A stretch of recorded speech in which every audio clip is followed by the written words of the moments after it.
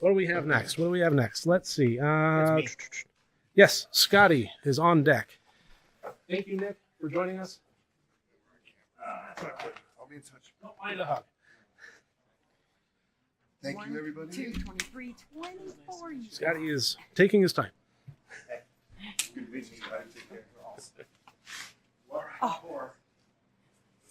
That's what we're Great to meet doing. you. Great to meet you.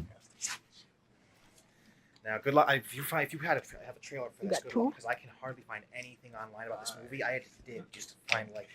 You're asking me if I don't have a trailer for Third Eye? I've not seen. I've hardly seen anything marketing wise on the internet because this is very recent. Well, as it happens, I have a trailer. As it happens, I do have a trailer for The Third Eye, and that is the movie that we are discussing now. The movie that Scotty brought to our attention and brought to our marathon is The Third Eye from Malaysia. Indonesia. That's right. Indonesian film, The Third Eye. Because you had just reviewed one previously. It was Satan's Slaves. Satan's Slaves, also from Indonesia. So, yeah, I have loved horror from Japan and Korea and Thailand. I had never seen an Indonesian film, and then all of a sudden, I see two almost back to back. I'm gonna flip the script on you after this. So. All right. Okay. Well, let's. Yeah. All right. You say you're going to flip the script on I me? want to know what you thought of it. You want to know what I thought of it? Yes, because it was. All right. So here's my honest opinion of it. I thought that the premise was not terribly original, and the technical aspects of it kind of ruined it for me. The CG was laughably bad, and it really took me out of it. Yeah. The twists and turns that the plot took, I kind of saw coming a mile away. In regards to, without giving spoilers, the Sixth Sense-ian kind of stuff going on there. Second watching through, I kind of caught the parallel there. I didn't think about it the first time I watched it because I watched it literally. I was in bed one night browsing Netflix. Yeah. It popped up and I was like, "This looks neat." So I was watching it on my phone. I watched the entire of it like that. I didn't hate it. I'll be perfectly honest. I did not hate it. I'm glad that I watched it. But it didn't thrill me. It didn't scare me. It didn't interest me nearly as much as a lot of horror film, but Asian horror films in particular. And I mean, even going so far as to bring it down to the region, it wasn't nearly as good as like Satan's Slaves. You still get to watch that. I want to. I need to. But no, even on the first viewing, I noticed CGI in a couple of spots was horrible. I mean, yeah. I liked a lot of the gore effects. Like I thought that was especially with any of the inner showing anything. I liked those, especially with the spirits, because I mean, no, obviously there's ghosts in the film. No, I liked it a lot, mostly for. I liked it for the actual, the setting, especially. I loved the house. I will agree with you there. The setting was absolutely gorgeous. It was fantastic on that regard. Pretty cheesy in certain parts, especially with the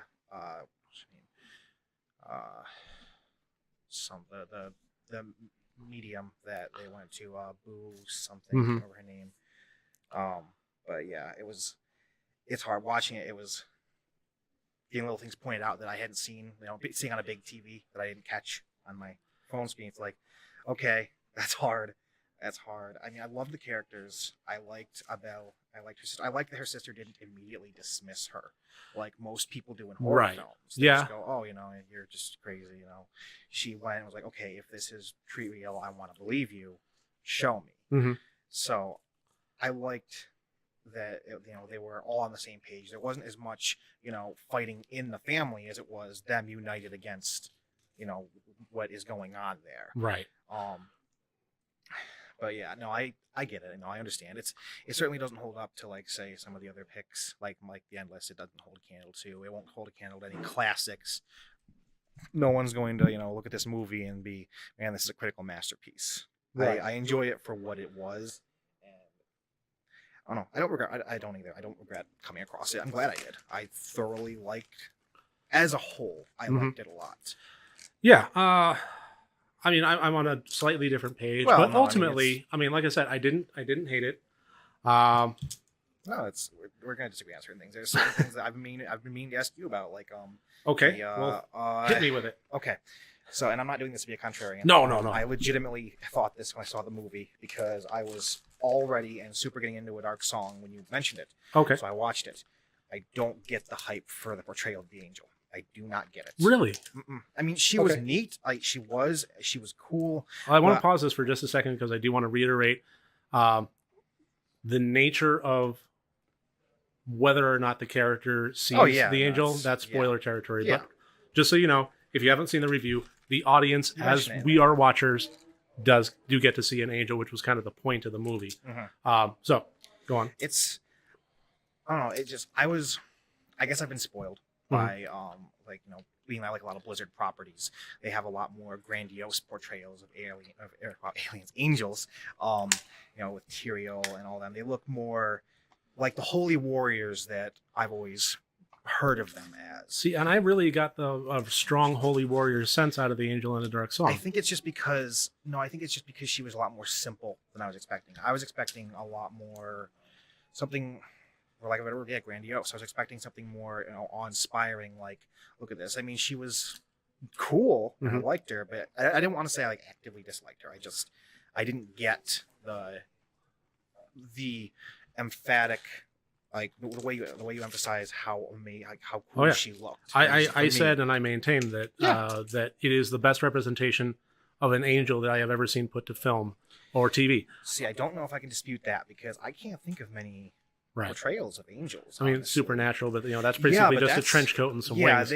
It's more implied in that as opposed to actually directly shown. Because in that they're described more as beings above what we can comprehend. To actually see one in its true form, it burns people's eyes out, legitimately.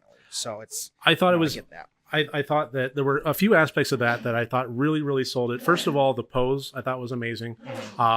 The fact that it was not obscenely big, it wasn't a giant standing out in the backyard 60 feet tall, but it was about 1.5 times the size of a human. It was just that much larger than a normal human being. She was imposing. Very imposing. And the way that they did the voice, where you could barely hear it was barely audible. But then you saw the vibrations of the things on the table, so it clearly, it was kind of the voice that wasn't. I don't think I caught that when I watched it. I caught the voice not being barely audible. I got that. I don't know that. I don't remember the glass of water and so forth was like vibrating. rumbling across the table, and that's escaping my memories. Yeah. So but this is an area where we're bringing it up just to say that we sometimes agree to disagree. Yeah. No. Yeah. It's not something we actually have remarkably similar tastes in a lot of regard with haunted house films. I'm also I don't know how deep into it you go. I love anything involving haunted dolls. I think a lot of that goes back to because these are what I was terrified of as a kid. Jenny loves haunted dolls. Jenny loves haunted dolls. Oh, it's haunted dolls. Yeah. So you love haunted dolls. Yeah. Okay. Well, it was a point being made. All right. We'll just let that hang in the air like a fart. No, it's because these were things I was terrified of as a child. Chucky terrified me. I would not go near the video rental section at Wegmans because I would see the box for Child's Play and it terrified me.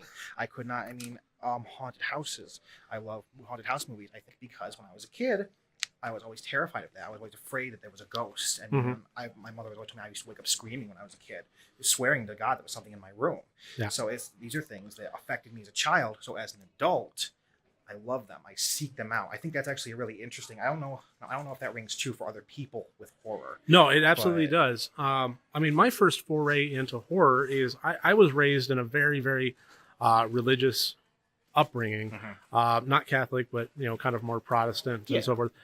So as far as horror films go, I mean, they were pretty much out of the question.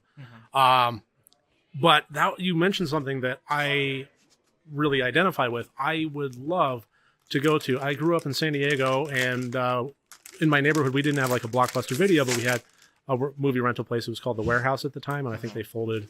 I know that particular store closed. But anyway, I would love to go to the VHS rental store and beeline it for the horror movies. And I would never, ever be able to get to rent one.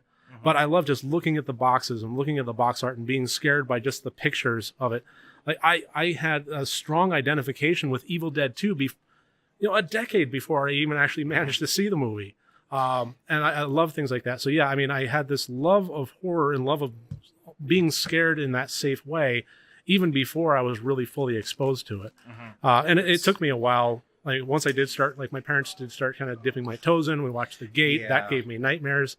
So it took me a while to kind of appreciate that level of being scared, but I was still intrigued by it. Well, no, it's hard because like I'm trying to remember, like when I was younger, as I got into my teenage years was when I started to kind of, I grew out of the being terrified and I started to become fascinated with it. So I got into it. I remember, I think the first horror movie I ever watched, if I recall correctly, I watched The Shining with my father because my dad, surprisingly, he loves horror films, absolutely loves them. He's not as crazy into them as I am, but I mean, I've mentioned, possibly seeing new Halloween with him because he was my introduction to slashers too, because he used to watch Halloween all the time. Every time it was on television, he'd watch it. He loves those movies. So I remember watching The Shining, and I spent a good portion of the movie under the blanket because it was, quite frankly, for me at that age, it was really scary. Yeah. I mean, the scene still to this day, when he's biking down the little hallway, and the two girls are there, they freak me. Oh, absolutely out. iconic. It's horrible. It's something about children in horror films are just absolutely horrifying for me. They're always one of the scariest effects to run into. But no, I just always found it fascinating. It's something that horror is such a diverse genre. You can Oh, get absolutely. everything. It's the same thing I come across with music, with effect like heavy music. Yeah. There's a subgenre for everything. You can mix everything in there. I love these these diverse, like, okay, I'm in the mood for this today. I think Right. maybe I'm in the mood for a slasher, I'll watch Friday the 13th. Or if I'm in the mood for something a little darker comedy, Tucker and Dale is absolutely amazing. If I want to watch a haunted house, I mean, there's tons of them. Haunted Dolls, Dead Silence is one of my favorites. Yeah. I love Dead Silence.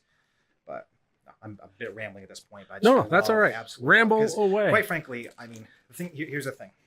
We're up here for the third eye. I like it. I mean, it's decent. I'm not going to sit here and try and argue that it was some cinematic greatness. I like it for what it was. That's all it is. It's not amazing. I would recommend watching it and giving it a shot just for, if anything, just for the setting and the actors. I enjoyed them immensely.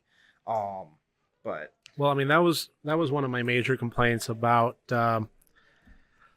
It was a movie set in Thailand, yes, Ghost House. Yes, because I mentioned it to you specifically after I saw when I suggested the third eye. I mentioned how this one actually takes the setting in, and you see more of it. Yeah, and that was one of my major complaints with Ghost House, was a movie that was set in Thailand in this just gorgeous, gorgeous, beautiful country, and it really never took advantage of it.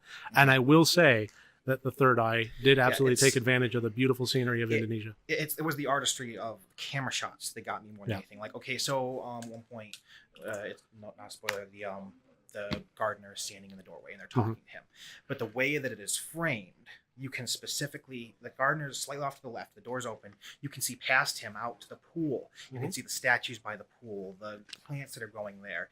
And it's picturesque. It really, really is. I mean, and then, in the trailer there, the shot so high above, looking down towards the cars it's driving, you see the landscape surrounding, how it shows you how isolated this house is. It felt like they wanted to put so much effort into it. I just don't think they had the budget. I can't find a lot of information on it, so I can't speak to it. But I mean, it seems like they genuinely tried, but just some of it just fell. Like, you see the special effects and little things in post editing that should have been picked up. Fell flat. It's upsetting. It's upsetting, legitimately. I feel want like it to be better.